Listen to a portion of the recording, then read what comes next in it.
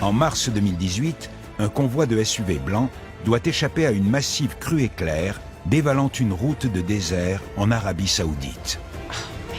Eh ben, ça fait beaucoup de gens qui se rendent compte en même temps qu'ils doivent s'en aller le plus vite possible. Une crue éclair, c'est une crue qui arrive en un éclair. Et c'est pour ça qu'elles sont si dangereuses et parfois mortelles. Elles sont si rapides qu'il y a très peu de temps pour réagir. Quelques passants tentent le sort en restant juste à côté de l'eau déchaînée.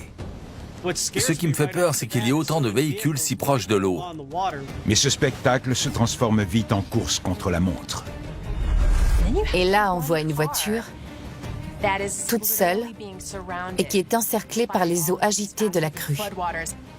Je ne sais même pas s'il se rend compte de toute cette eau qui arrive derrière lui. Le SUV essaie tant bien que mal de rattraper les différentes coulées d'eau qui se rejoignent peu à peu. On dirait une scène de film d'action où le héros pourrait s'en sortir in extremis ou pas. Il n'y a que quelques secondes pour réussir à se glisser entre ces deux cours d'eau. Il faut qu'il mette le paquet pour y échapper. La scène se déroule devant nos yeux. Qui va en sortir gagnant, l'eau ou la voiture? On voit bien le moment où il appuie très fort sur l'accélérateur. Le SUV devance les eaux agitées juste à temps. C'était vraiment moins une. S'il n'avait pas réussi, l'eau aurait probablement emporté sa camionnette le long de la rivière. Vrai ou faux? Une crue éclair typique peut déplacer des pierres de plus de 45 kg. L'eau d'une crue éclair se déplace généralement à une vitesse de 2,7 mètres par seconde. À cette allure, l'eau est assez puissante pour emporter un véhicule, déraciner un arbre et même démolir un bâtiment. L'Arabie Saoudite n'est pas le seul pays dont les automobilistes ont été mis en danger par une crue éclair. En mars 2018, plusieurs tempêtes brutales en provenance du Pacifique traversent le sud de la Californie, arrosant de pluies torrentielles les populations déjà récemment dévastées par les incendies et les coulées de boue. L'eau a rempli les rues. La ville ressemblait à une rivière déchaînée. D'un coup, vous vous retrouvez dans une rivière extrêmement agitée, remplie d'eau et de toutes sortes de débris.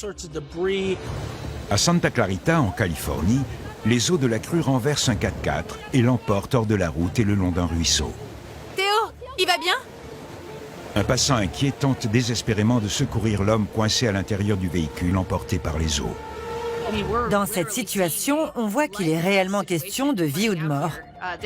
Cet homme est très certainement au bord de la noyade.